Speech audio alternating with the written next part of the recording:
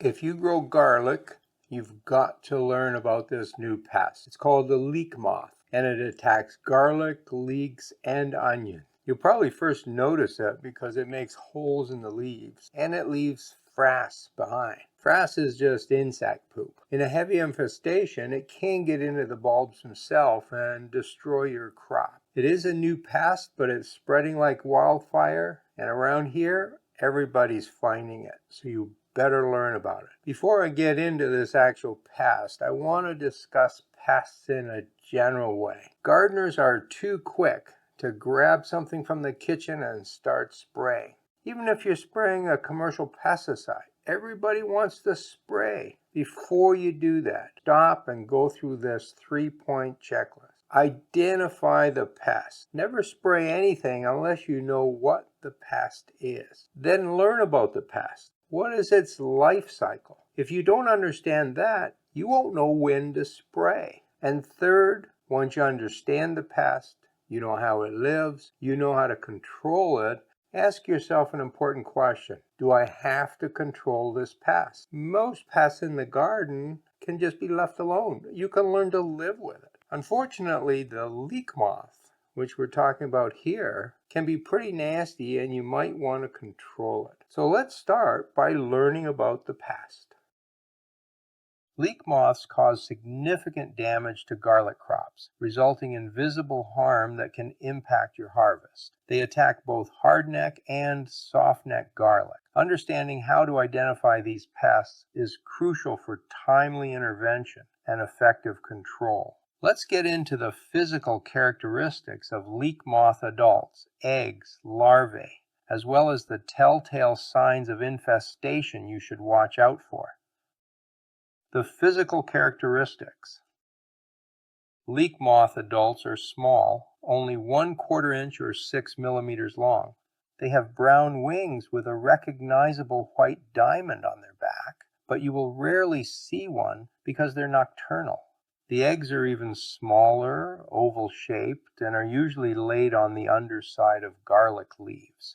The eggs hatch into pale green larvae with darker heads. When they are fully grown, they pupate by forming a small, net-covered cocoon. The signs of infestation. These common signs are fairly easy to spot. In alliums with flat leaves, such as garlic and leeks, the larvae are usually located in the leaf axils at the top of the plant, where they find tender tissue to eat, and the leaf provides them protection from predation. On alliums with hollow stems like onions, the larvae can be found inside the stem. Pupae will be located lower down on the plant and are usually located on the outside of the leaf. Irregular holes in the leaves are a good sign that larvae are present, as is the frass, a fancy name for insect poop, which tends to be deposited in leaf axils. In hardneck garlic, a deformed scape is a sure sign of leek moths. What is the life cycle of the leek moth? The number of generations and the time spent in each stage of a cycle are very much temperature dependent. In zones 5 to 7, the moth generally has 2 larval stages and 3 adult stages, with the 3rd adult overwintering. Each life cycle can take from 3 to 6 weeks to complete. The first cycle of larvae is present from mid-May to mid-June, and the second cycle in mid-July to mid-August. Warmer climates can have 4 adult stages. The leek moth usually overwinters as an adult, hidden in various places where it gets some protection from the cold, but it can also overwinter as a cocoon. In both cases, the adult moth becomes active in early spring, mates, and starts laying eggs. Egg laying takes place over several weeks, after which the moth dies. Eggs hatch out into larvae, also known as caterpillars, that start to feed. They are quite small but do quite a bit of damage to young leaves. Once fully grown, they pupate and continue their development. Then they hatch into adults, and the cycle repeats itself. Eggs for both larval stages are laid on the top growth meristem, with new growth at the top. The first larval stage stays at the top of the plant. The second larval stage also starts at the top of the plant, but it can find its way into the bulb. Will the larvae damage garlic bulbs? The larvae may or may not damage the bulb, depending on climate and seasonal variations. If the larvae do not reach the bulb, it won't damage it directly. So the real question we need to ask is, when and how do the larvae reach the bulb? It is important to understand that even if the larvae do not reach the bulb, it still harms the garlic bulb by reducing the top growth.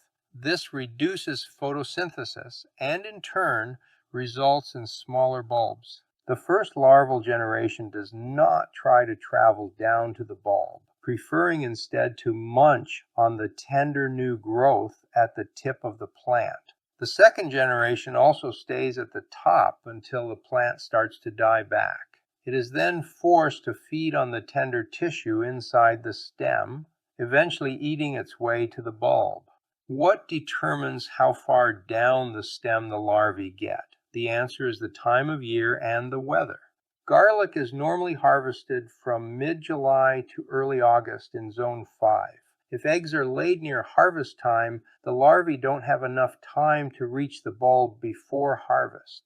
If temperatures or moisture levels cause the top of the garlic to die back early, it forces the larvae to head down the stem towards the bulb sooner. Once there, they can continue to feed as the garlic matures and even after it is harvested. If you find the leek moth early in the season, it is a good idea to check local agriculture offices to understand the likelihood of larvae reaching the bulb in your area. Where do you find the leek moth? Scientists have estimated the regions that will be affected by the leek moth. It will cover most of the warmer parts of Europe, as well as the eastern part of North America. It is predicted to be a serious allium pest. How can you prevent or control this pest?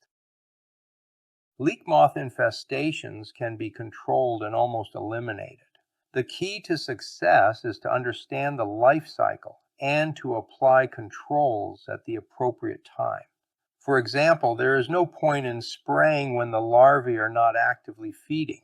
If you are using row covers, you can leave them off during the day because the moth is nocturnal. Crop rotation works well on farms where you can move a crop a long distance, but it does not work for most backyards. The leek moth travels about 220 yards or 200 meters in their lifetime, which is not a great distance, but it's farther than most backyards. Removing any crop residues or debris after harvesting can help. This eliminates potential hiding spots for pupae and adults. Floating row covers serve as a valuable shield for your garlic plants, acting as a barrier that physically blocks leek moths from reaching and laying eggs on the foliage. These lightweight, breathable fabrics allow sunlight, water, and air to penetrate while keeping pests at bay.